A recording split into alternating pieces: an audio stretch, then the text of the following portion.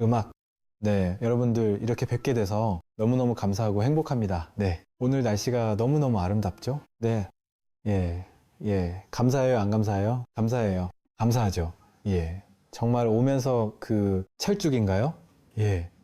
너무 아름다운 그런 꽃들도 보고, 아, 공기가 또 오늘은 되게 맑아요. 그쵸? 예. 아, 이런 소소한 것들에 이렇게 우리가 감사를 느끼면서 하루하루 산다는 게 되게 중요한 것 같습니다. 오늘 이제 여러분들하고 나눠볼 얘기는 그 우리 불자 제일 처음에 이렇게 신도가 되셨을 때, 처음에 이렇게 마음가짐과 그것이 조금씩,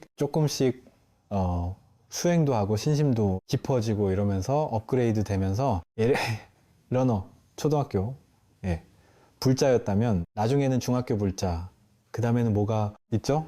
고등학교, 그 다음에 또 뭐가 있어요? 대학교, 그 다음에 또 뭐가 있어요? 대학원. 예. 그래서 오늘 그런 식으로 한번 여러분들하고 이야기를 나눠보려고 그러는데 괜찮겠습니까? 예. 그래서 우리가 이제 보통 이제 처음에 그 불교를 이렇게 불자다 절에 다닌다 그러면은 아마 초등학교의 어떤 그런 그 마음으로 초등학생의 어떤 불자의 마음이지 않을까? 그것은 뭐냐면은 우리가 절에 가는 게 뭐냐면 이유가 부처님한테 요구하는 게 많기 때문에 가는 거예요. 원하는 게 많아서 예, 부처님 이거 해주세요.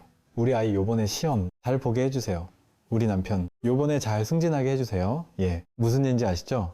예, 저희 어머니 빨리 병계해 주세요. 이런 식으로 부처님께서 아니면 불보살님들께서 우리를 위해서 뭔가를 베풀어 주시는 것을 바라면서 우리가 이렇게 절에 다니는 경우가 사실은 많아요. 그런데 그런 마음으로 이렇게 절에 다니는 것이 어떻게 보면 되게 기본적인 거잖아요. 예. 근데 그런 거는 그 비단불교를 믿지 않아도 예. 불교를 믿지 않아도 일반 다른 종교를 믿어도 그런 식으로 수행을 할까요? 안 할까요? 하죠. 예. 우리 어머니들, 옛날 우리 할머니들이 다 예전에 그 별 보고 별에다가 이렇게 막 기도 아침에 정화수 띄워놓고 우리 아들 잘 되게 달라고, 우리 딸 잘 되게 해달라고. 그런 마음이 바로, 아, 꼭 불교를 몰라도, 예, 부처님 법을 몰라도 누구나 가지고 있는 그러한, 처음에 어떤 그 종교의 어떤 마음이 아닌가라고 생각해요. 동의하십니까? 예. 예, 그래서 그런 마음으로 이제 주로 처음에는 잘 모르니까 나도 모르게 우리가 이제 부처님을 향해서 원하는 것을 이야기하면서 그 원하는 것이 이루어지면 아, 정말 부처님 정말 가피가 있다. 예, 여기는 명당이다. 아니면 여기는 주지스님이 아주 기도를 잘하신다. 예, 그러면서 자기가 가피를 입었기 때문에 아, 조금 더 이렇게 신심이 나는 어떤 그런 상황이 벌어지는데 근데 문제가 또 있어요. 무슨 문제가 있을까요? 거기가 가지고 그렇게 기도를 했는데 기도가 안 이루어졌단 말이에요. 얘를 들어서 그럼 어떻게 할 거예요? 개종하실 거예요. 웃음. 보니까 여기 절이 별로 영이 없는 것 같아. 여기가요, 주지스님이 기도발이 좀 안 맞는 것 같아. 그래서 다른 절로 가실 건가요? 어유, 그러신 분들 분명히 계실 것 같은데. 예. 즉, 우리가 이게 비단 이제 그 보면은 어떤 자기가 원하는 것을 성취하기 위해서 이게 종교를 믿는 이런 것이 어떻게 보면 가장 첫 번째 길이다. 그렇다면 이제 사실 우리가 불자다 그러면 부처님 법을 좀 배워서 자기 삶을 좀 더 이렇게 긍정적이고 행복하고 자유롭게 변화시켜야 되는 것이 목적 아니겠습니까? 맞죠? 예. 그래서 이제 중학교로 이제 넘어갑니다. 예. 중학교로 넘어가요. 그럼 중학교로 넘어가면은 초등학교 때는 무조건 부처님께서 해줘야지 내가 행복하고 안 해주면 불행하고 그래서 누가 들어줘야 되는 거예요? 후천이. 남이 들어줘야 돼요, 남이. 예. 남들이 내 마음에 맞게 하다 못해. 호장님이라도 도와주셔야 돼. 예. 호법 신장님이라도. 근데 이런 마음은 사실 예전에 뭐 성황당에서 빌거나, 예. 얘기 아시죠? 다른 그 일반 그 뭐 점집을 가시던가. 뭐 그래도 다 누구나 다 하는 거예요. 예. 꼭 불자라고 할 수도 없어요. 어떤 의미에서 보면은. 근데 이제 중학교 때로 이제 다 올라가면은 아, 어떤 마음으로 기도하냐면, 아이고, 부처님 감사합니다. 웃음, 부처님 감사합니다. 예, 좋은 일이 있어도 감사하고 조금 안 좋은 일, 있어도 감사하고, 예, 꼭 좋은 일만 있어야지만 감사하고 좀 좋지 않은 일, 있으면은 안 감사하고 이러면 돼요. 안 돼요? 안 되는 거예요. 그래서, 야, 어쨌거나 우리 부처님께서는 우리를 항상 돌봐주시고, 우리와 함께 해주시기 때문에 나는 그래도 항상 감사하다. 이런 마음을 갖는 것이 어떻게 보면은 이 중학교 우리 불자들의 마음이 아닌가라는 생각을 해요. 예를 들어서 중학교 마음만 되더라도 다 부처님이 해 주셔야 돼요. 아니면 내가 하는 게 있어요? 우리가 하는 게 있죠. 우리가 어떤 마음을 자꾸 연습하는 거예요. 감사한 마음을. 그래서 주무시기 전에 오늘 하루에 참 감사한 것이 무엇이었던가를 끊임없이 이렇게 적어 보는 것을 아주 여러분들한테 권장드리고 싶어요. 일본에 정말로 장수하시는 80이 넘으셨는데 전혀 이 기억력 감퇴라든가 뭐 치매 현상이 없는 사람들, 그런 사람들이 도대체 왜 그런가를 이제 연구를 해봤대요. 그랬더니 왜 그러냐면 그 사람들은 끊임없이 손으로 글씨를 이렇게 쓰면서 하루를 이렇게 금마감하더라. 즉 뭘 이렇게 속으로 이 핸드폰으로 쓰는 게 아니라 이 손으로 글씨 쓰는 거 있잖아요. 예. 이런 것이 우리 기억력이라든가 치매 예방에 도움이 되더라? 안 되더라? 되더라. 그래서 그 내용을 어떤 걸 쓰면 좋을까요? 감사한 걸 쓰면 되는 거예요. 그래서 오늘 한 5가지 뭐가 감사한 것을 가만히 이렇게 생각을 해가지고 여러분들이 이렇게 적어보는 거예요. 이렇게. 적어보는 참 감사한 일이 분명히 있으실 거다. 이제 아는 우리 고등학교 동창이 있었어요. 동창이 있는데 그 친구가 불자예요. 그래가지고 저하고도 계속해서 소통하고 이렇게 지내는데 그 친구가 이제 군인이었거든요. 근데 요번에 진급을 해야 되는데 아주 중요한 진급을 해야 되는데 진급을 못해서 정말 막 애가 이렇게 막 타는 거예요. 그래 가지고 혜민 스님한테 저한테 막 전화가 왔어. 어떻게 하냐면 기도 좀 해달라고, 기도 좀 해서 본인 좀 진급 좀 하게 해달라는 거예요. 이제 별을 다녀 못 다녀 막 이런 거예요. 그러니까 제 동창 입장에서는 정말 누군가의 그 도움이 너무너무 절실히 필요한 거예요. 그래가지고 알았다고. 나도 좀 기도해 주겠다고 그래가지고 기도를 했죠. 그런데 안타깝게도, 정말로 안타깝게도 그 친구가 진급에서 떨어진 거예요. 떨어지니까 이 일반 불자였다면 참 혜민 스님이라고 해서 뭐 기도발이 있는 줄 알았더니 웃음, 기도발도 없고 부처님도 무심하시고 이거 요번 참에 뭐 가톨릭으로 바꿀까? 뭐 이럴 수도 있잖아요. 근데 그 친구는 그랬어요? 안 그랬어요? 안 그런 거예요. 그래도 부처님께서는 다른 뜻이 있으시겠지 하면서도 떨어져도, 진급에서 떨어져도 어떻게 해요? 감사합니다, 감사합니다. 항상 부처님, 감사합니다. 이런 거예요. 그러니까 참 희한하게도 사회인으로 된 거잖아요. 사회인으로 내대자마자 희한하게도 예전에 그 군대에서 알았던 군의 소개로 대기업에 취직을 했어. 대기업에 그래가지고, 군인 했을 때보다 월급이 2배인 거예요. 2배. 좋아요, 안 좋아요? 좋아요.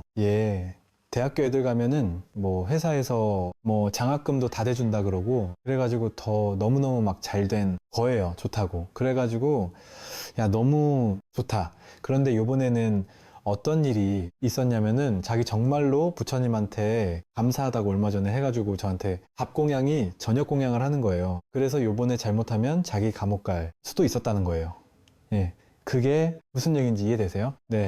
웃음. 그때 잘못하면 자기 아는 사람하고 가지고 그러니까 잘못하면 거기에 이렇게 연루가 돼서 아주 고초를 치를 수도 있었다라는 거예요. 떨어진 게 다행이다, 아난이다, 다행이라는 거예요.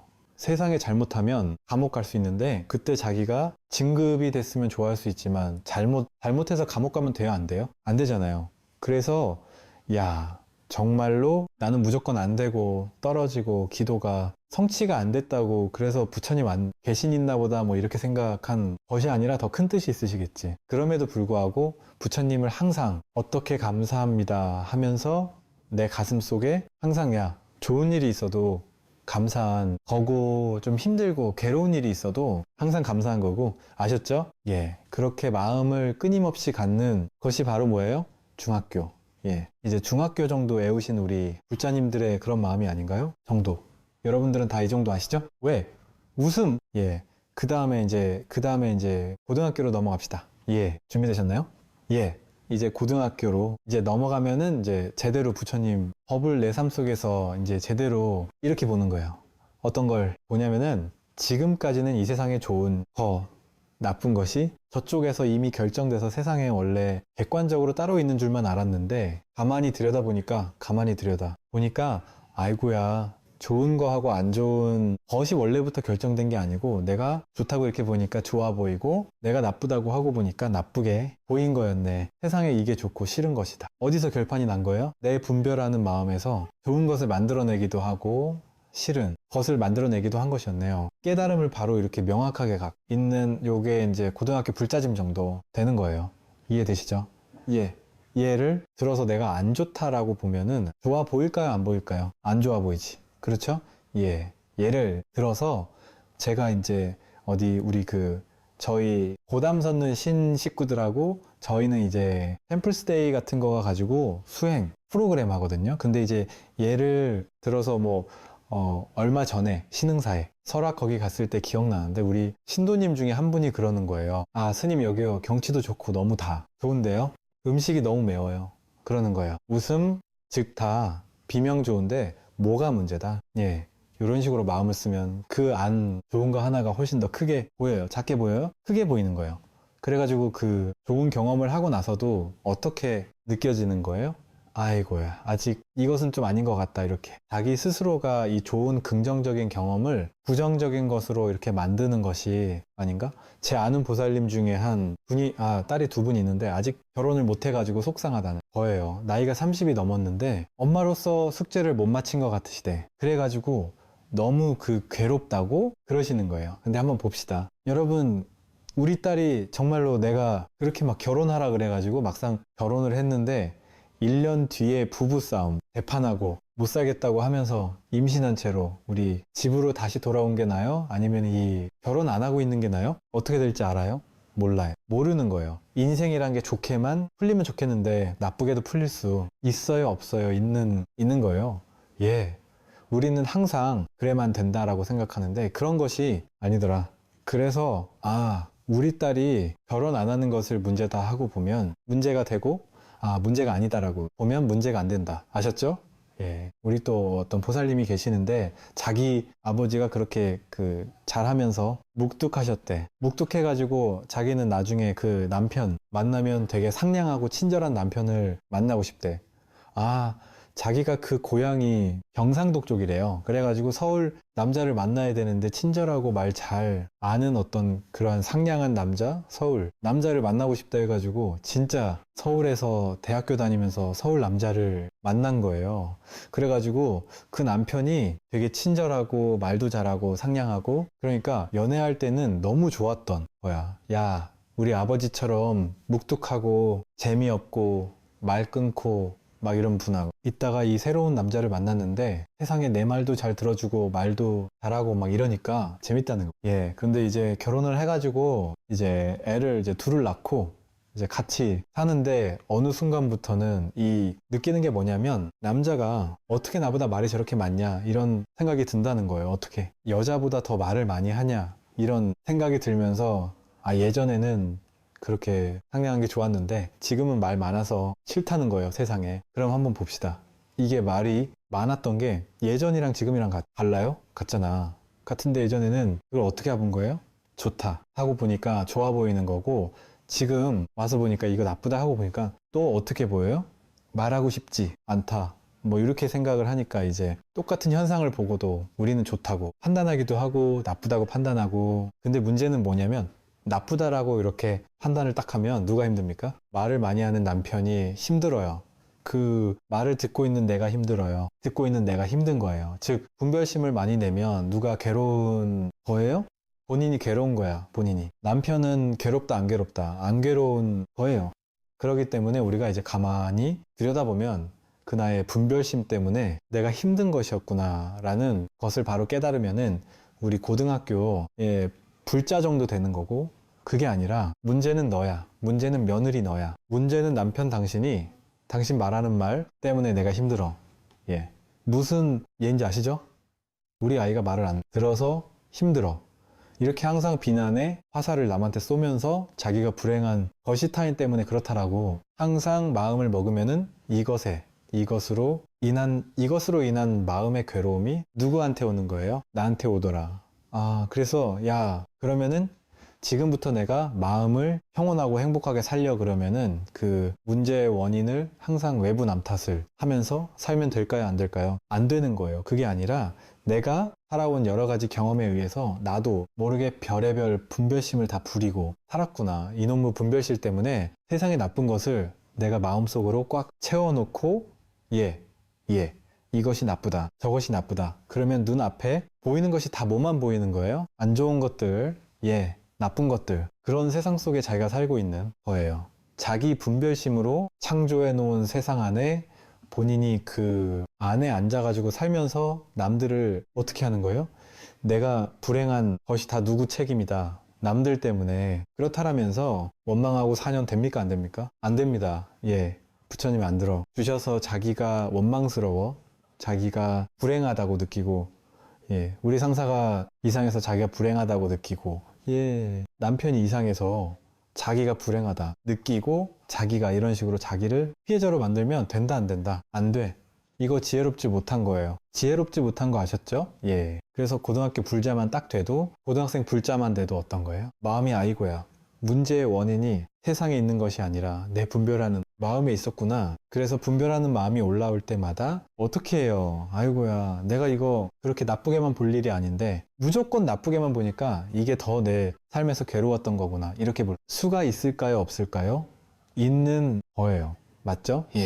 그래서 우리가 지금 괴로운 것이 내 마음의 분별 때문에 그런 것이 아닌가를 스스로가 한번 이렇게 돌이켜 보세요. 아셨죠? 그 돌이켜볼 줄 아는 것이 불자예요. 손을 콧방귀 자꾸 이렇게 외부로 이렇게 쏘면서 남들이 문제다. 사회가 문제다. 다른 사람이 문제다. 정치인이 문제다. 이런 것은 어떤 의미에서는 진정한 불자는 아니다. 지금 이해되시죠? 그래서 이제 고등학교까지 갔으니까 이제 또 대학교 가야 돼요? 안 가야 돼요? 그래서 이제 한 단계 업그레이드 합시다. 준비되셨습니까? 그럼 이제 봅시다. 그 전까지는 항상 자기도 모르게 뭔가를 추구했어요. 좋은 거. 왜냐하면 분별을 딱 하고 나면 좋은 것을 딱 분별하고 나면 나도 모르게 좋은 것을 갖고 싶어요? 안 갖고 싶어요? 갖고 싶지. 그래서 갖고 싶은 그 마음을 뭐라 그래요? 추구심이라 그래요. 뭐라고요? 왜냐하면 좋은 걸 분별하면 나도 모르게 그쪽으로 가는 거예요. 가지고 나도 모르게 그거와 함께하고 싶다. 그것을 내 것으로 만들고 싶다. 그것을 내 마음대로 조정하고 싶다. 이런 식으로 마음이 작동을 합니다. 그래서 이런 식으로 자기 쪽으로 당겨오고 싶다. 당겨오고 싶다라는 것을 뭐라 그래요? 탐심이라 그래요. 무슨 말? 뭐라? 그런다고요? 그 탐심의 원인이 뭐예요? 좋다라고 내가 분별을 했기 때문에 탐심이 일어나는 거예요. 이해되시죠? 그거 자체는 원래부터 좋은 것도 아니었고 나쁜 것도 아니었어요. 그냥 그거였을 뿐인데 내가 분별을 해 놓고 나니까 좋다고 분별하고 나니까 나도 모르게 탐심이 일어나니까. 근데 반대로 또 어떤 게 있어요? 싫다라고 내가 분별을 딱 했어. 싫다라고 분별하면은 그 다음에 따르는 마음이 뭐예요? 진심이 이어요. 진심, 탐진치. 아세요? 모르세요? 알죠? 진심은 뭐예요? 저것을 피하고 싶다. 싫으니까, 안 좋으니까 저것으로부터 벗어나고 싶다. 피하고 싶다. 저거를 저항하는 마음이에요. 저 사람 가까이 오기 싫어. 가까이 오지 마. 왜? 자꾸 나한테 전화 걸어? 막 왜? 귀찮게? 막 이렇게 자기도 모르게 상황을 자기가 피하고 싶고, 그러면 피하고 싶은 상황이 있으면 우리 마음이 자유로워요? 아니면은 불편해요? 불편하잖아요. 근데 이렇게 불편한 게 지금까지는 다 원인이 어디에 있다고 그랬어요? 남한테 있다. 저 사람이 문제다. 지금 상황 때문에 내가 괴롭다. 이렇게 상황 탓하고 남 탓하고만 있었는데 아이고 분별하는 것이 문제였구나 라는 것을 명확하게 보면서 아이고 내가 지금 분별하고 있었네. 스스로를 이렇게 딱 캐치를 하면 나도 모르게 탐심으로 가거나 아니면은 진심으로 가던 것이 멈추게 됩니다. 끊임없이 나도 모르게 더 좋은 것을 당겨오려고 그러거나 싫은 거를 저항하는 마음, 이거 마음이 계속 움직이는 거예요. 이게 계속 끊임없이 좋은 것은 갖고 오고 싶고 싫은 것은 어떻게 해요? 밀쳐내고 싶고 끊임없이 그렇게 해요, 안 해요? 그래서 이제 우리 대학교쯤 되면은 그렇구나. 내가 분별을 멈추니까 항상 마음이 움직이는 말. 좋은 것은 당겨오고 싶고 싫은 것은 밀쳐내고 싶은 그런 마음이 멈추게 되는 거예요. 우리나라 속담에 이런 말 있죠. 예. 그 오는 사람 막지 말고 가는 사람 붙잡지 말라. 이게 딱 그 말이에요. 분별심 내지 말라는 거예요. 예. 오는 사람 막는 게 뭐예요? 아, 진심. 예. 싫다라고 하는 거고, 가는 사람 붙잡는 게 뭐예요? 함심인 거예요. 이해되시죠? 예. 끊임없이 이런 마음이 작동하고 있어요. 어떤 공간에 가서 예를 들어서 뭐 의자에 앉았는데 의자가 좀 더 마음에 안 들어. 예. 그럼 다른 의자가 더 좋잖아요. 그러면 그 순간에 탐심이 움직이는 거예요? 안 움직이는 거예요? 움직이는 거예요. 예. 끊임없이 주어진 상황 이대로 그대로가 아니라 이거보다 조금 더 다른 것을 자꾸 원하고 있거나 아니면 지금 상황에서 어떤 것을 빼고 싶거나 이런 마음이 끊임없이 일어나는 것이 뭐예요? 중생심인 거야. 중생심. 예. 그래서 그런 마음이 멈추는 거. 예. 그런 마음이 항상 뭔가를 자꾸 추구하는 마음. 지금 주어진 것보다 다른 뭔가를 더 원하는 마음. 이해되시죠? 예. 그러면 그것 때문에 누가 괴로운 거예요? 내가 괴로운 거예요, 내가. 예. 승려가 돼가지고 마음이 너무 괴로워. 그래서, 아니, 왜 괴로운 걸 많이 보니까 새 책이 나왔는데, 웃음, 생각이 쉬는 사이라는 새 책이 나왔는데, 책이 그 예전처럼 베스트셀러, 이런 거 안 하고 안 팔리는 거예요. 세상에 안 팔리니까, 더 팔려야 되는데 라고 이렇게 마음을 갖고 있으면 어떻습니까? 그게 뭐예요? 괴로움의 원인 거예요. 그 괴로움의 원인이 어디서 나온 거예요? 탐심에서 나온 거예요. 있는 그대로를 받아들이면은 괴롭다, 안 괴롭다. 안 괴로운 거예요. 근데 지금 주어진 상황보다 조금 더 좋았으면 좋겠다. 조금 더 어쨌으면 좋겠다. 이런 식으로 나도 모르게 감사함을 잊어버리고, 예. 지금 그래도 몇몇 분들은 제 책을 읽고 도움이 되셨다는 분들이 있을까요? 없을까요? 있잖아요. 그것만으로도 충분히 감사합니다라고 할 수 있어요? 없어요? 있잖아. 그러면 얼마나 마음이 평온하고 너무 좋습니까? 인연에. 맡기고 좋죠. 예. 근데 그게 아니라 막 제가 어디가 가지고 사람들한테 책을 홍보를 더 해야 되는데 막 이러면서 막 얘기하고 그러면은 누구 마음이 괴로워요? 제 마음이 괴로워요. 웃음 이해되시죠? 예. 똑같이 작용하는 겁니다. 우리 마음이 괴롭다 싶으면 뭘 보면 돼요? 아이고, 내가 지금 주어진 상황보다 다른 것을 원하고 있지 않나? 주어진 상황을 저항하고 있지 않나? 그것을 가만히 들여다보면 아이고, 문제의 원인이 바깥에 있는 줄 알았는데 저 같은 경우는 책이 많은 사람들한테 홍보가 안 된 게 괴롭다 이렇게 해서 이 홍보 안 된 것 때문에 내가 괴로운 줄 알았던데 그게 아니었구나. 문제의 원인이 뭐예요? 이거 주어진 거보다 다른 걸 더 원하는 것이 문제였구나라는 거 스스로가 깨달을 수 있는 거예요. 이해되시죠? 예. 그래서 그걸 정확하게 보는 것이 되게 중요하다. 예. 참고로 제 요번 책의 모든 인쇄는 이 그 노숙자 어려우신 분들, 우리 저소득층 그 음식 나눔 봉사에 다 기부가 됩니다. 아셨죠? 예. 그래서 사실 네. 제가 지금 4년 동안 이제 꾸준하게 이제 조교사 앞에서 그 화요일마다 이렇게 가가지고 우리 어려우신 우리 저소득 번님들한테 이렇게 밥을 나눠주는 공양을 했는데 제일 처음에는 제가 봉사한다 이런 생각을 했어요. 예. 근데 나중에는 한 분 한 분 부처님들이 오시는구나 이런 마음이 드는 거예요. 그래서 아니 우리 불단에 막 이렇게 부처님 법을 공양할 게 아니라 그 한 분이 부처님이다 하고 하니까 200분 부처님한테 공양할 수 있으니까 좋아요. 안 좋아요? 좋아. 예. 내 눈에는 부처님으로 보이면 뭐 그분이 누군 거예요? 부처님이 보여요. 이해되시죠? 예. 내가 그렇게 부처님이다 보면 어떻게 보여? 부처님으로 보이는 거다. 아셨죠? 예. 그렇다면 이제 또 더 봅시다. 대학교까지 갔잖아요. 대학교까지 가가지고 그렇구나. 지금까지 나는 마음을 항상 분별하는 마음을 써서 지금보다는 더 좋은 걸 추구하거나 아니면 지금 주어진 거 안에서 싫은 것을 자꾸 만들어내서 저런 것들이 없어져야 되는데 라고 자꾸 마음을 쓰면서 평생 살았는데 그러면서 내 마음이 괴로웠구나. 이제는 멈추면 그런 것들, 그런 마음을 멈추면 비로소 보이는 것이 있더라? 없더라? 있더라. 예, 멈추면 비로소 보이는 것이 있어요. 어떤 걸 멈추는 거예요? 분별심을 멈추고 추구심을 멈추는 거예요. 그러면은 어떤 일이 일어날까요? 그 추구하는 버릇 아니면은 항상 정하는 버릇을 멈추면 마음에 평화가 있을까요? 없을까요? 있죠. 이 마음의 평화가 사실은 우리가 정말로 원하는 것이 아닐까요? 예. 그러니까 더 쉽게 말하면 내 마음 편한 게 이 세상 최고 아닐까요? 그렇지 않아요? 예. 아무리 내가 사회적으로 성공하고 큰 부를 누리고 아니면 권력이 있어도 밤에 잠을 못 자. 예. 그러면은 그거 그렇게 좋은 거예요? 안 좋은 거예요? 안 좋은 거예요. 그쵸? 예. 막 새벽 3시마다 벌떡벌떡 일어나. 예.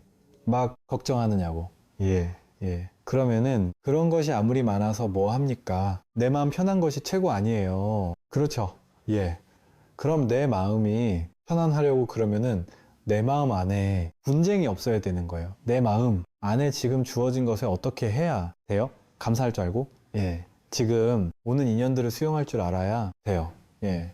오는 인연들을 자꾸 거부하지 않고 수용하고, 그리고 내가 가지지 못한 다른 것들을 원하면서 스스로가 부족하다고 느끼면서 그 애탐심의 그 갈증을 느끼면서 자기가 괴로워하는 것을 딱 멈추면, 아, 부처님께서 말한 이 마음의 평화라는 것이 따로 멀리 있는 것이 아니라 내가 자꾸 감사할 줄 모르고 주어진 것을 이대로 그대로 수용할 줄 몰랐기 때문에 그랬구나. 그래서 내가 지금부터 있는 것 그대로 수용해보자. 있는 그대로 수용을 해보면은 어떻습니까? 마음 안에 분쟁이 있다 없다? 없다라는 거예요.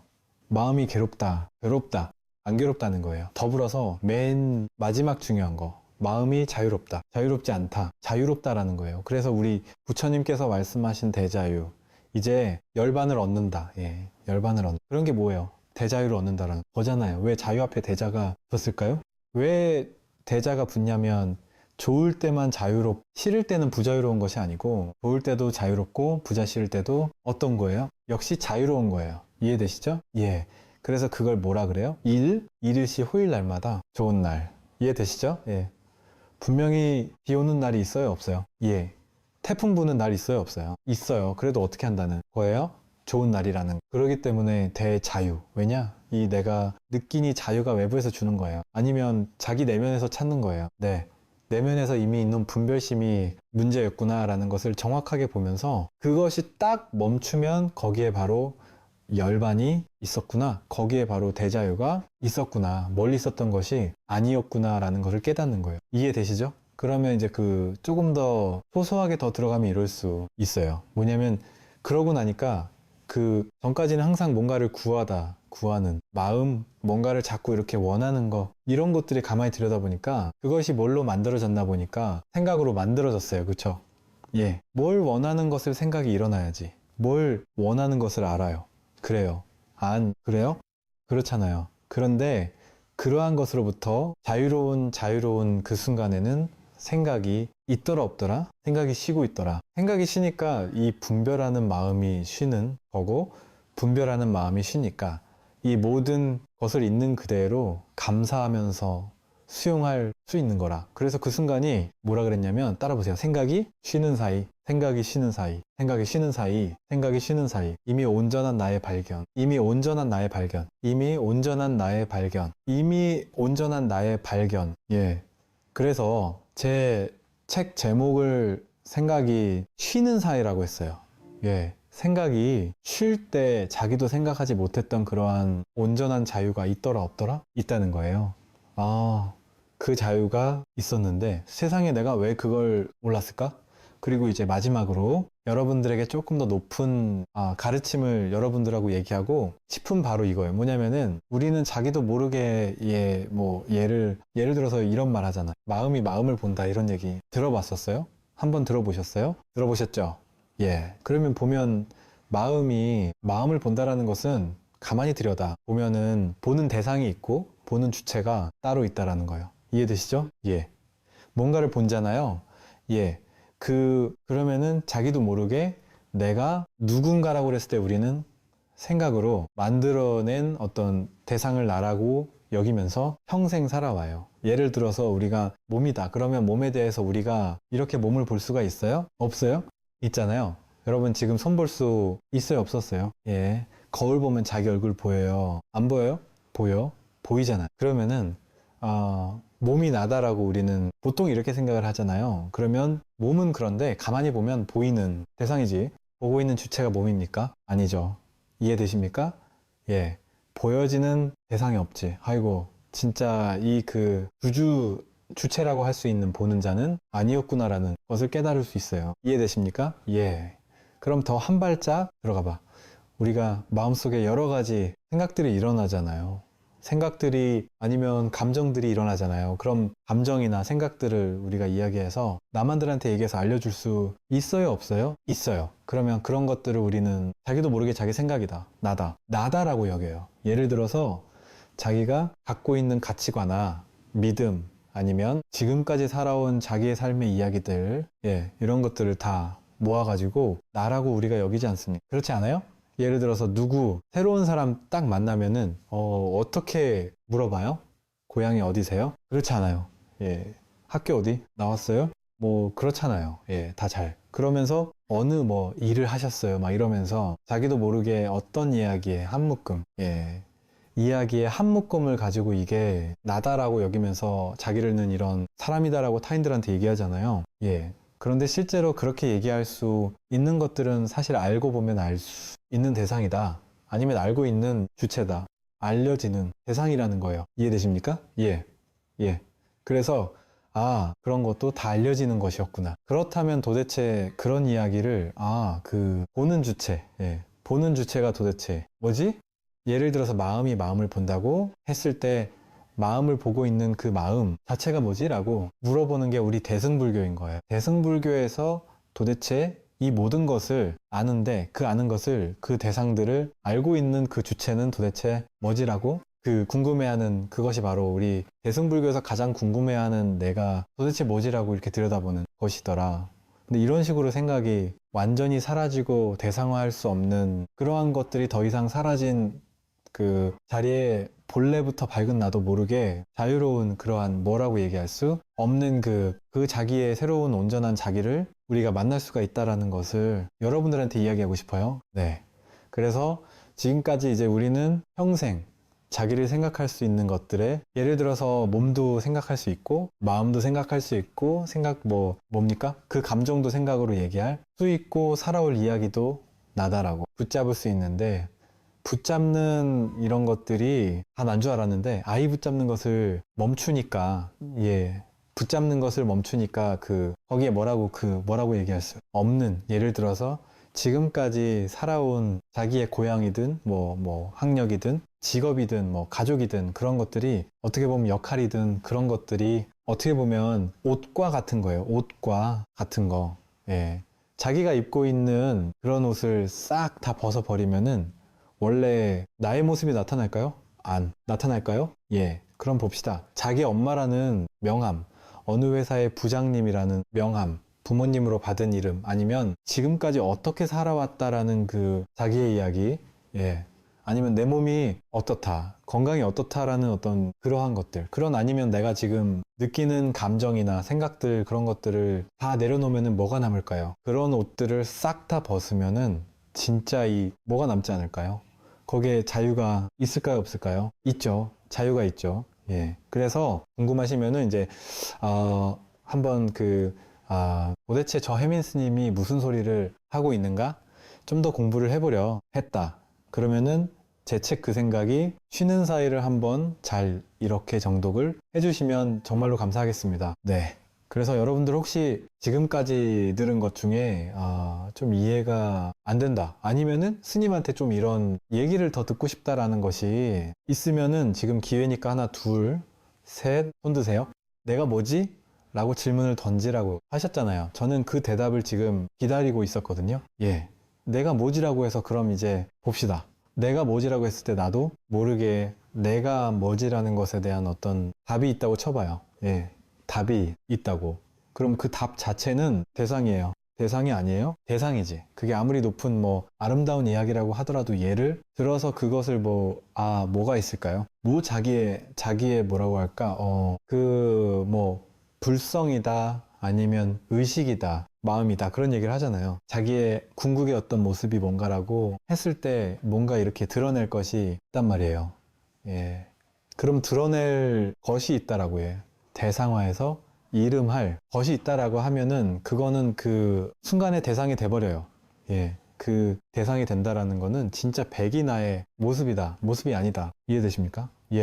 그렇다면 도대체 뭘까요? 어떠한 답을 내놔도 그 답은 뭐가 되는 거예요? 대상이 되는 거예요. 그렇지만 대상화할 수 없지만 그렇다고 해서 그것이 죽었거나 없습니까? 아니죠. 살아있어요, 안 살아? 있어요? 살아있어요. 분명하게 살아있죠. 분명하게 살아있는데 대상화되지 않는 그것이 도대체 뭘까요? 네, 이게 우리가 갖고 있는 엄청난 이제 그 질문입니다. 그게 뭐냐면 뭔가를 나도 모르게 자꾸 해야 된다고 생각해. 예. 우리는 뭔가 이렇게 진보가 있고 발달을 해야지 수행도 열심히 해서 그 수행에 따른 노력에 결과를 얻을 수 있다라고 자기도 잘 모르게 생각하는 거예요. 내가 수행을 열심히 안 해서 아직 못 깨달았, 이렇게.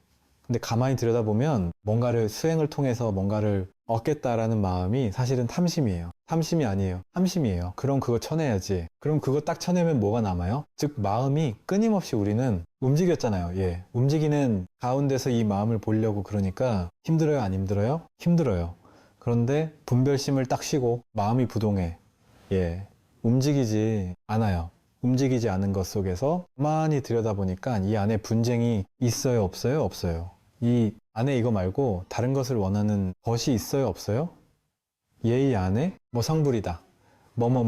부처가 된다 이런 것이 있어요? 없어요. 업대주. 이해되시죠? 예, 오늘 웃음 법회는 여기까지 하도록 하겠습니다. 여러분 너무너무 감사했습니다. 고이 문제 말씀을 드릴게요. 이 고이 문제가 동아시아하고 인도, 그 다음에 인도부터 유럽까지의 사람들의 사고에서 굉장히 특징적으로 차이가 나는 부분 중에 하나예요.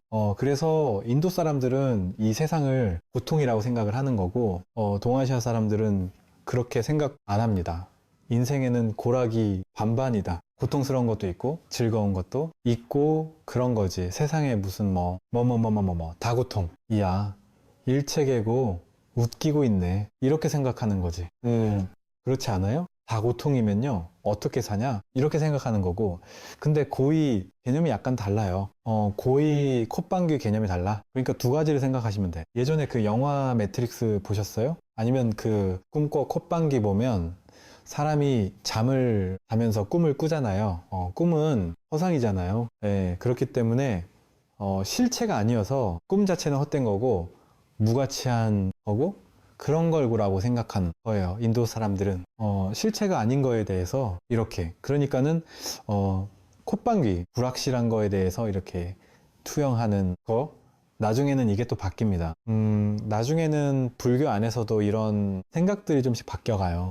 그래서 매트릭스 같은 이런 매트릭스랑 꿈과 같은 세상은 다 허상이기 때문에 그것은 본질적으로 쓸데없는 거고, 그래서 다 고통이다라고 하는 게 1차 전제입니다. 1차 전제. 예, 1차 전제. 예. 그러니까는 꿈에 뭐 좋은 일도 있고 나쁜 일도 있고 꿈속 안에서는 다양한 일들이 벌어질 수 있잖아요. 하지만 그래봤자 개꿈이라더라. 이계고라고 이야기하는 이유 중에 하나인 거예요. 하는 거예요. 그런데 이제 나중에는 왜 이렇게 바뀌냐면 우리가 영화를 보거나 드라마를 보거나 다 그렇게 보잖아요. 그게 실체가 아니잖아. 현실. 그게 뭐 요 다큐가 아니잖아. 다 거짓말이잖아. 뭐 영화 아바타예요. 뭐 아니면 더 글로리예요. 그냥 다 불화잖아. 불화인데 왜 봅니까? 재밌으니까. 재미의 효용성이라고 하는 게 이제 등장을 하게 되는 거예요. 그러면 생각이 바뀝니다. 그러니까 뭐 요 최근에만 들어서 나오는 게 아니고 뭐 셰익스피어의 4대 비극이라든지 우리도 있잖아요. 뭐 흥부가, 춘향가, 심청가, 뭐 별주부전 이런 거 다 구란 줄 알지. 누가 세상에 그거의 사실이라고 생각하면서 봐. 하지만 재밌었지. 물론 지금은 굴하고 재미도 없지. 그러니까 아무도 안 보잖아. 그걸 계속 재밌으면 계속 사람들이 보겠지. 예. 아무리 연세가 많으신 분이라도 지금은 뭐 흥부가 보면서 재밌다 할 만한 사람은 거의 없을 거예요. 그렇죠? 진짜 흥부가 기가 막히지. 예. 예전에 있었잖아. 흥부가 기가 막혀. 흥부가 기가 막혀. 아이 형님 이러면서 웃음. 육각수라고. 콧방귀? 그룹 이름이 육각수. 웃음? 이름도 지금 들으면 더럽게 촌스러워. 우리 육각수가 좋은 거였다고 그때 또 사기를 쳤었잖아. 나중에 알고 보니까 육각수 뭐 대단한 것도 아니더만. 이렇게 돼서 끝났고 그때 또 한동안 유행했었잖아, 육각수. 아, 이러고 보면 이게 사기들이 있어. 그게 시대에 따르는 사기들이 있어. 한때는 뭐 스쿠알렘 먹어야 좋다고 뭐 이래가지고, 아유 뭐 오대양 사건 오대양 맞나? 그 유병헌 씨가 콧방귀 그 스쿠알렘 팔아먹어가지고 부자 된 거잖아. 전 국민이 다 스쿠알렌을 또 한동안 빨아먹고 있었지. 그래 뭐 심해간, 심해, 상어라든 둥 심해. 상어에서 모간에서 나온다는 둥 들어봤잖아요, 그죠? 근데 한 번 더 생각해보면 우리나라 전 국민만 다 먹어도 전 세계 심해 상어가 다 전멸했을 것 같은. 그런데 계속 나와. 이게 희한한데? 이런 생각이 들지? 심해 상어가 도대체 몇 마리나 있는지 모르겠는데, 그런 생각이 또 들고, 예전에 그런 거 있었다. 그 맹세른가. 뭐 바르기만 해도 지방을 녹이면서 살이 빠져요. 이래서 홈쇼핑에서도 그렇게 팔아먹더니 지금은 싸그리 없어졌지. 바르기만 해서 저게 빠질까라는 생각을 했었지만 또 전 국민이 사서 열심히 바르고 있었지. 예, 뭐 그런 것만 있었어. AB 슬라이스 이래가지고 막 이렇게 미는 거 있었잖아. 웃음. 또 그것도 한참 밀고. 콧방귀 되게 재밌어. 물론 뭐 그거는 운동 효과가 있긴 있을 것 같아요. 그냥 봐도. 그죠? 이렇게 미는 거 있었잖아. 이렇게. 그래가지고 그 스프링 나가면, 밀다가 이제 턱주갈이 날아가고 뭐 이렇게 했었던 그런 기계 있었잖아. 그럼 못 들어보셨어? 다 있었잖아. 그래서 그게 시대마다 이렇게 풍미하는 게 있는 것 같아. 그래서 하기라도 재밌으면 정당성이 있는 거 아니야? 이렇게 생각하는 게 현대사회라고 보시면 돼요. 그리고 그거는 인간의 심성구조를 정확하게 꿰뚫는 거라고 생각을 합니다. 그리고 재밌는 건 대부분 사기다. 다큐는 재미가 없어. 뭐든지. 영화도. 실화, 영화 이러면 재미가 없어. 그냥 구라가 재밌어. 구라가 재밌어. 그래서 구라기 때문에 고다라고 하는 게 나중에는 생각이 또 좀 바뀌어. 근데 초반에는 이건 구라는 깨어날 대상이지. 꿈 같은 거는 깨어나는 게 대상이지. 거기에 집착해서 그것을 즐기는 것은 올바르지 않다라고 하는 게 불교의 기본 전제 중에 하나입니다. 그래서 고통이다. 이것은 허상이기 때문에 고통이다. 매트릭스이기 때문에 고통이다. 꿈이기 때문에 고통이다. 너희는 깨어나야 한다. 라고 말하는 거. 그러면 구라래도 재밌어요. 그건 대승불교 오면. 그래서 보살은 깨달음을 얻지 않고 중생과 함께 있으면서 중생을 구제해준다. 이렇게 가는 거예요. 그래서 그렇게 약간 전환된다고 생각하면 되고, 또 뭐가 있냐면, 또 하나는, 늙고, 병들고, 죽기 때문에 고통이다. 라고 하는 게 있어요. 인간은 태어나면서부터 죽어가는 거거든요. 모든 인간은 시한부 인생입니다. 단 그 시한부가 얼마짜리냐는 상황에 따라서 좀씩 달라. 하지만 아무리 길어도, 아내는 죽겠지. 과학이 발달했어도 맞잖아요. 그건 뭐 그러니까는 뭐 2년짜리 시한부 인생이요? 그건 아니고 여러분도 다 100년 안팎 시한부 인생일걸요. 특별하지 않으면 지금 그래서 그 과정에 병드는 고통도 있고 질병의 고통 그 다음에 노예의 고통. 저는 이 노예의 고통이 진짜 크다고 생각하는데, 그건 늙어보니까 그렇더라고요. 늙지 않았을 때는 병들의 고통도 별게 아니야. 왜? 이겨내면 회복되거든. 근데 노인 상황에서 병이 드니까, 코로나도 마찬가지였잖아. 우리가 그렇잖아. 그러니까 연세 드신 분들에게 치명적이었고, 젊은 애들은 그런가 하고 넘어간 거잖아. 아니, 맞잖아. 예. 그러니까 연세 드신 분들 때문에 어떻게 보면은 호들갑을 떤 거지. 예. 젊은 사람들만 있었으면 별 볼 일이 없는 거지. 그래서 콧방귀 누가 그런 얘기도 했었잖아. 우리나라가 노령화되니까 그 적자를 메꾸기 위해서 신이 코로나를 보냈는데 한국이 너무 잘 막아내는 바람에 국가 경제가 위험하게 됐. 이때 어른들을 좀 많이 보냈으면 위에가 이제 좀 가벼워지면서 한번 경제적으로 탄력이 붙어서 위로 올라갈 수 있었을 건데 지금 머리가 무겁잖아요. 우리나라가 지금 인구 비분포로 보면 사다리꼴이라서 머리가 무겁잖아. 그래서 요거를 좀 이렇게 줄여야 되는데, 그러니까 생산 인력은 부양해야 될 인력들은 많이 있는 상황이잖아요. 인구 비율이. 예. 그래서 그렇게 되는 거죠. 그러니까, 노가 없었으면 사실은, 코로나도 별 볼 일이 없는 거지. 그리고 살아보니까 저도 이렇게 책 같은 거 볼 때 힘든 게, 눈이 잘 안 보이니까, 뭔 뜻인지 아시죠? 여러분도 지금 다 공부하려고 미친 듯한 열정이 있잖아. 근데 눈이 안 보이잖아. 그 열정을 좀 젊었을 때 가져보지. 그랬어. 웃음. 젊었을 때 가지런히 애가 있었고, 애 이전에는 또 먹고 살기 힘들어서 저 집이라도 한 칸 마련하려고 닭가슴살 먹고 있었고, 참, 그러던 시절들이 다 있었던 거죠. 그래서 노예의 고통은 늙을수록 더 심해지는 것 같아요. 예. 그건 동의합니까? 저도 정확하게는 잘 모르겠어.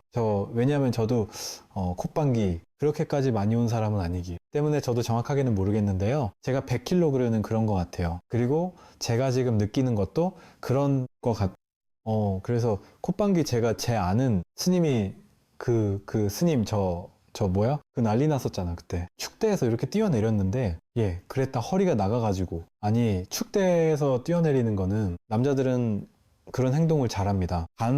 자기가 나이 들었다는 생각을 못 했던 거지. 웃음. 그래서 허리가 나간 거예요. 났지. 그래서 몇 달 동안 누워 있었고, 난 너무나 슬프다는 생각을 했어. 늙은 것도 서러운데, 늙은지도 몰랐던 거야. 여러분도 마찬가지잖아요. 그 화장실이나 이런 데서. 그래서 집에 연세 드신 분들 중에는 집에 화장실에 슬리퍼 안 놓는 집도 있잖아. 차라리 물기를 좀 닦아내고 좀 깔끔하게 사용을 해서, 아니, 있어요, 집에. 왜? 슬리퍼 신다가 잘못해서 자빠지면 이거 화장실 치명적이거든. 예. 야, 이게 늙으라고 하는 게 얼마나 고통스러우면 밥 먹은 지 얼마나 됐다고 저기서 또 이렇게 또 저걸 막 밑에서 빼서 챙겨 먹고 있잖아, 지금. 무슨 저게 중고등학생 그 숟가락으로 이렇게 그 한 숟가락씩 먹듯이. 이게 환갑 넘어가고 저걸 먹는다는 게 너무 슬프지 않아? 이, 콧방귀. 그래서 참 이게 노예의 고통이에요. 저런 거라도 먹고 살아야겠다라고 생각하는 노예, 콧방귀, 한숨, 콧방귀. 그 생각은 해봤거든요. 콧방귀. 그러니까 죽는 게 두려운 게 아니고 죽지 못하고 사는 게 고통스러운 거지. 그런 생각 안 해보셨어요? 차라리? 그냥 죽으면 끝날 것 같은데 죽지도 못하고 이게 무슨 그러니까는 빈곤 속에 늙어간다. 이러면 야, 이거 보통 일 아니지. 게다가 거기다 신체적인 문제까지 생겼어. 나이가 들어가고 이제 몸을 잘 못 움직이는 거야. 어디 한 군데를. 야, 미치지, 미쳐. 그래서 그런 생각을 해보면 이 고통이라고 하는 게 참 그래요. 그런데 왜 죽음을 고통이라고 하느냐? 죽음이 늙고 병드는 거의 끝판왕입니다. 죽어버리면 경기 끝입니다. 더 이상 늙지 않고 죽지 않아. 그래서 내가 뭐라고 얘기하냐면, 병을 연명시키는 방법. 그러니까 암이야. 내가 암에 걸렸어. 그럼 암을 연명시키는 방법? 죽으면 돼.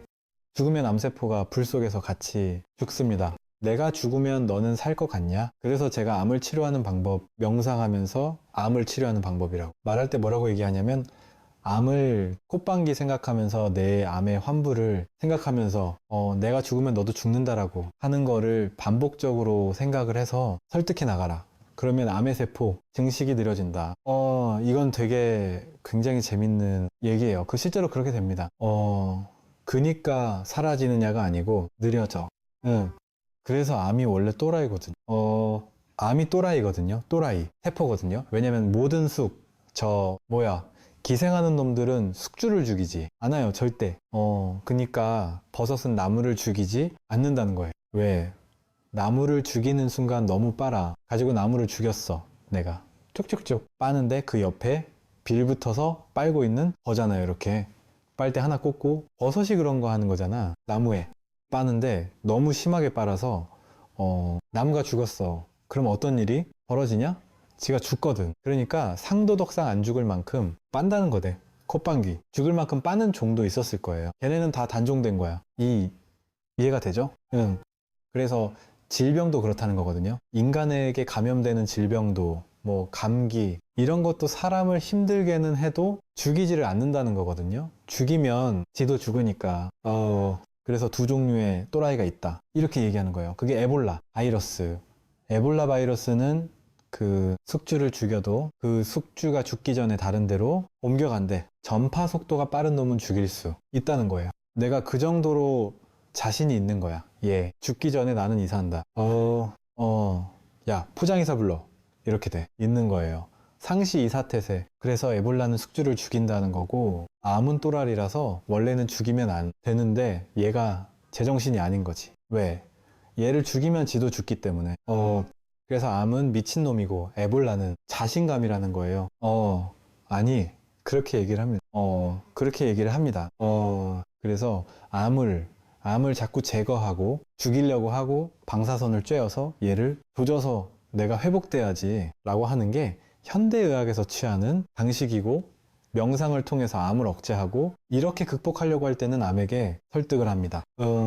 네가 이렇게 행동하면 너도 간다. 우리 같이 잘 살아보자.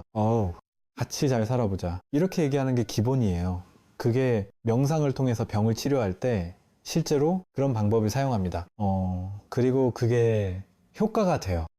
효과가 어느 정도는 있어. 마치 뭐하고 똑같은 거냐면 개를 새로 데려왔는데 이놈이 자꾸 소파 같은 걸 물어뜯고 지랄을 하는 거야.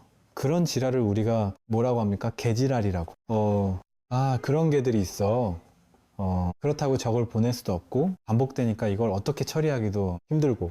하지만 어떻게 하면 되냐면 개 훈련시키는 개나 고양이, 반려동물을 훈련시키는 거. 얼굴 똑바로 쳐다보고 이렇게 하면은 개라고 하는 거를 계속 반복시켜서 얘기를 해주는 거지. 콧방귀, 죽으면 끝난다는 생각이 있는데 인도는 죽은 뒤에 경기가 다시 또 다른 몸으로 새롭게 시작되죠. 그 죽음이 끝이 아니야. 죽음이 끝이 아니야. 제가 지난 시간에 그 말씀드렸었잖아요. 마치 스마트폰, 우리가 새로운 스마트폰을 쓰면서 그 내용들을 핸드폰끼리 연결시켜서 다 이렇게 상속시켜서 가듯이 새로운 몸을 가지고 다시 이게 경기가 새로 시작되는 거지. 그러면 그 스마트폰을 상속시켰으면 그게 그대로 다 전달되느냐? 아니에요. 일부는 또 이렇게 활성화를 시켜줘야 되거든요. 활성화를 시켜줘야 돼. 그렇게 하면은 그 사람 기질이 나오기 시작하는 거지. 그래서 생로병사가 고통이다 라고 말하는 거예요. 생로병사가. 왜 생이 고통이냐, 사가 고통이냐 라고 하는데 윤회하기 때문에 다시 생을 통해서 또 그 고통이 시작되는 거죠. 어떤 고통, 노병사의 고통, 생을 통해서 노병사, 이렇게. 그래서 이걸 콧방귀 간략하게 줄이면 생사가 고통이다, 생사가 고통이다 라고 불교에서는 얘기하는 거예요. 그래서 두 가지 층에서의 고통이라고 을 얘기하는 거예요. 이 세상은 왜 고통인가? 꿈과 같은 허상이기 때문에 고통이다. 하나는 늙고 병들고 죽어가기 때문에 고통이다. 그것은 우리가 웃고 행복해하는 그 시간에도 내 자식이 좋은 학교에 합격을 하고 좋은 직장에 취직을 해서 너무 기분이 좋아서 내가 한턱 내고 기마이를 쓰고 하는 그 시점에도 여러분은 늙고 병들고 가고 있는 거예요. 그걸 얘기하는 거야. 그걸.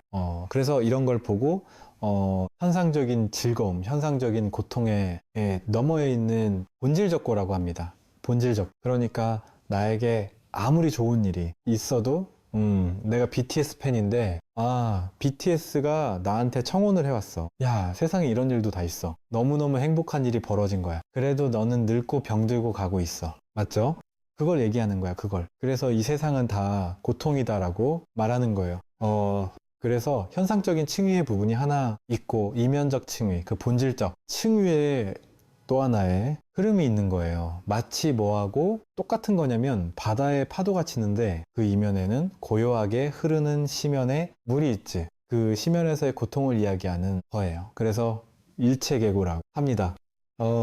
그냥 기억해보면, 생각해보면, 그렇죠. 여러분, 일생에 있어서 가장 즐거웠던 일이 언제였었어요? 그냥 한번 생각을 해봐. 내 일생에 있어서 가장 한 가지만 딱 꼽아서 가장 즐거웠던 일 언제였었어요? 제가 가르쳐 드릴까? 나는 알 것 같은데 여러분, 바깥 양반을 만났을 때 그렇게 믿어. 바꿀 수 없다면 믿어.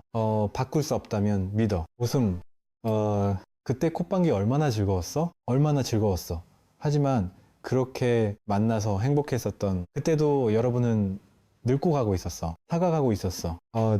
이해가 되시죠? 그래서 모든 창조된 것들은 창조, 그 시점부터 죽어가고 있는 거예요. 만들어진 그 시점부터 죽어가고 있는 거예요. 마치 스마트폰 배터리가 개통과 더불어서 성능이 축소돼 가듯이.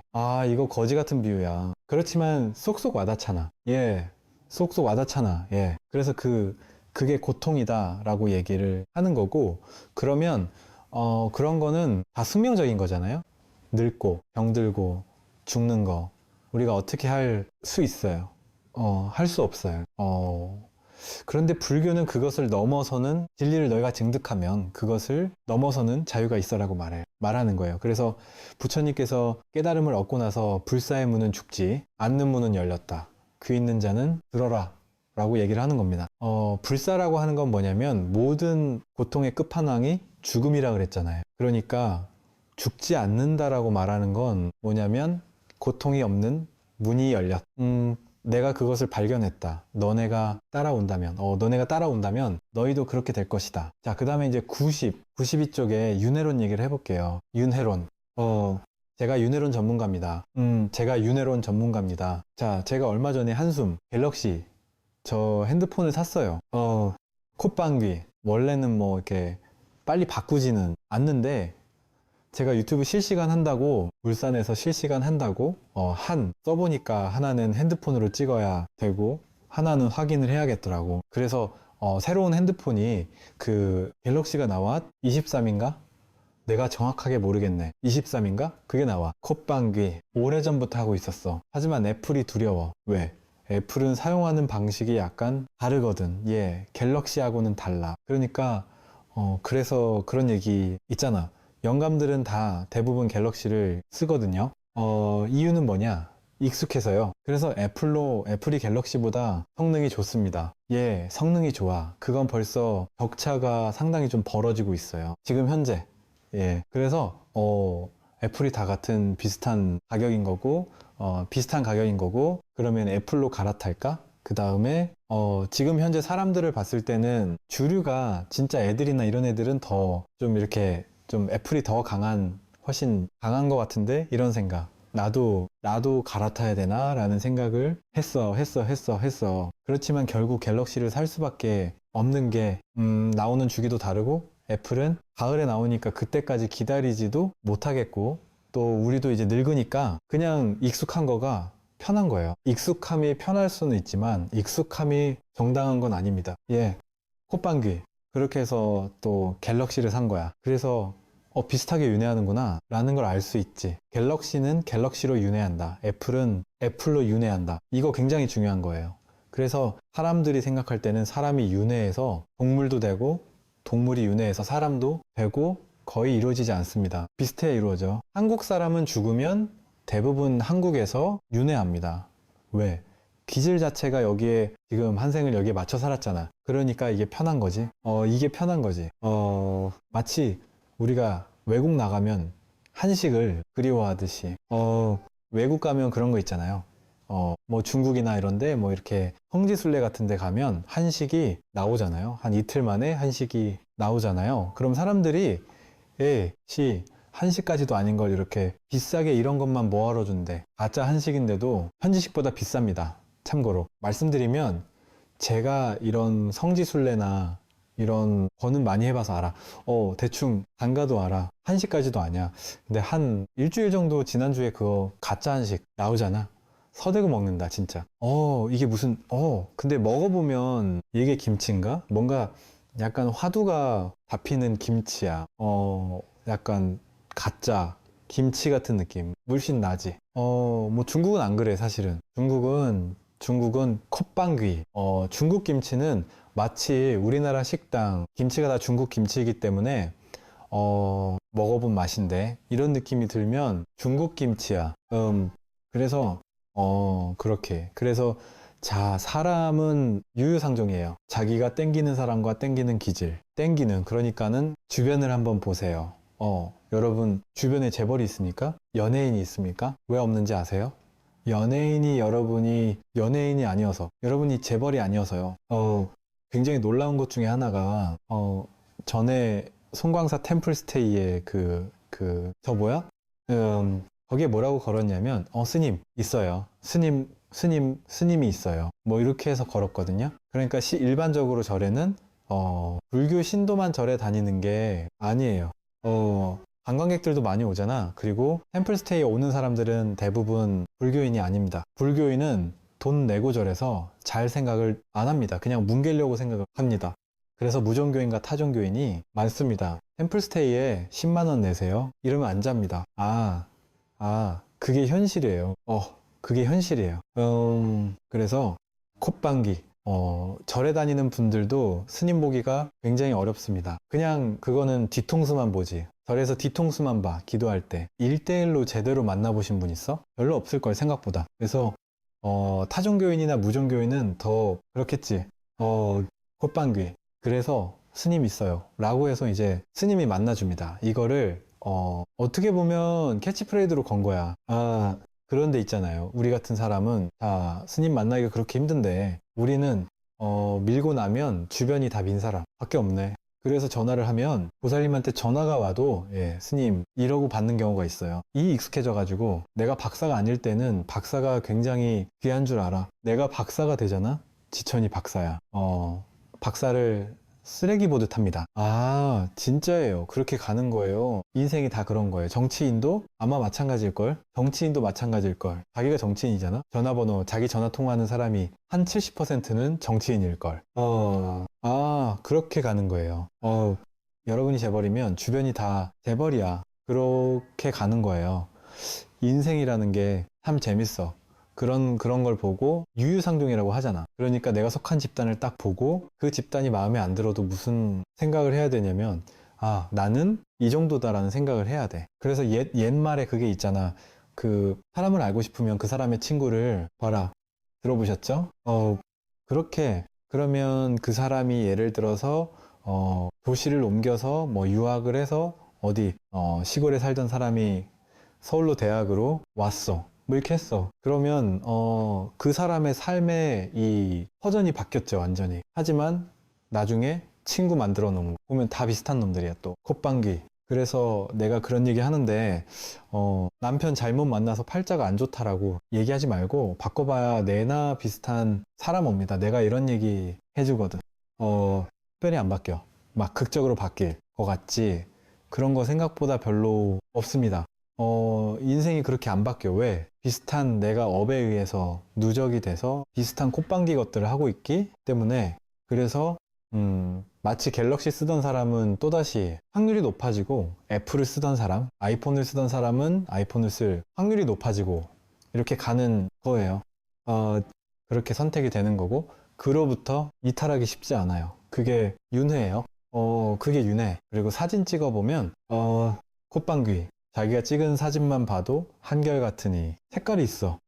잘라서 찍는 사람 있고 삐뚤게. 찍는 사람 어떻게 사진 하나를 제대로 반드시 찍어 놓은 게 없냐?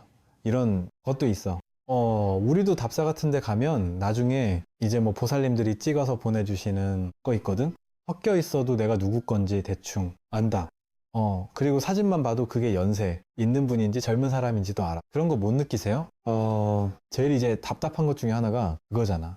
그러니까 연세 드신 분들은 약속을 잡으면, 제가 그런 얘기 하는데, 약속을 잡으면 주소를 얘기하고, 그 다음에 좀 젊은 사람은 지도가 온다니까. 그리고 제일 좋은 거는 이제 URL 이런 거 하죠. 그래서 누르면 딱따다닥 뜨게. 그렇게 오잖아요. 그래서 그런 차이들이 있는 거죠. 그래서 자기가 익혀놓은 습관들, 업 이런 게 있기 때문에 그로부터 쉽게 못 벗어나요. 그래서 여러분들이 만약에 지금 살찐, 다음 생에도 살찐 체형일 확률이 굉장히 큽니다.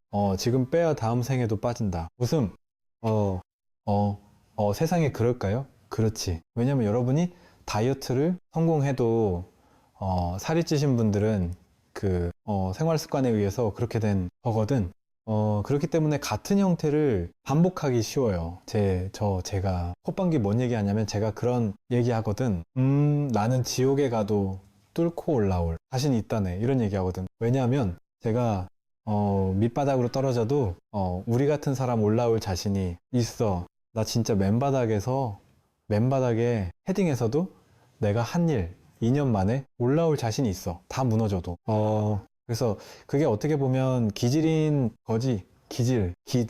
그래서 그런 기질들의 특징이 있기 때문에, 그래서 인간은 인간으로 태어나게 되는 거고, 한국 사람은 한국 사람으로 태어나게 되는 거고, 제가 그런 얘기 하거든요. 그러면 한국 사람이 미국이나 프랑스 사람이 될 수는 없습니까? 있습니다. 그런데 프랑스 사람과 같은 그러한 문화적인 거를, 예를 들어서 내가 프랑스에 태어나고 싶어 해. 그럼 태어날 수 있느냐? 아닙니다. 70% 이상 돼야 그쪽으로 넘어갑니다. 콧방귀 70% 이상 돼야 넘어가. 그러니까 50일 때 49 정도가 되면 그쪽으로 넘어가는 게 아니고 아직은 이쪽에 있어요. 여러분도 마찬가지예요. 예를 들어서 내가 미국으로 유학 갈 거야 라고 생각하는데 유학 가고 싶은 마음이 한 50% 있어. 그러면 못 갑니다. 왜? 용기가 안 나. 훨씬 절실해야만 움직입니다. 직장도 마찬가지입니다. 내가 지금 직장을 다니고 있는데 저쪽 직장이 이쪽 직장보다 좋아. 그래서 내가 옮기고 싶어 라는 생각이 한 50% 정도 들잖아요. 못 옮깁니다. 60% 들면 못 옮깁니다. 70, 80% 확신이 서야 이쪽을 때려칩니다. 맞죠? 그렇지 않아요? 51%에서 때려치고 그쪽으로 갈 정도면은 진짜 판단력 엄청난 사람입니다. 그런 사람이 현실에 거의 없습니다. 그래서 인생을 결정할 때도 다 그런 거죠. 그래서 윤회상에서 내가 다음 생을 결정할 때도 거의 비슷하게 자기 기질에 맞는 거를 선택을 해요. 그렇게 되는 이유는 익숙하기 때문에. 익숙함에 의한 선호예요. 익숙한. 그게 정당하냐? 그렇진 않아. 그래서 제가 여러분들은 다른 박간양반을, 다른 배우자를 골라도 거의 비슷한 사람 골라온다니까? 막 극적으로 바뀔 것 같지. 그래. 그리고 비극은 여러분만 비극이 아니고 박간양반도 비극이라고 생각해요. 근데 제가 똑같이 얘기를 해주는 거지. 그게 최선이었습니다. 라고 얘기를 해주는 거예요. 쌍방과실이야, 이게.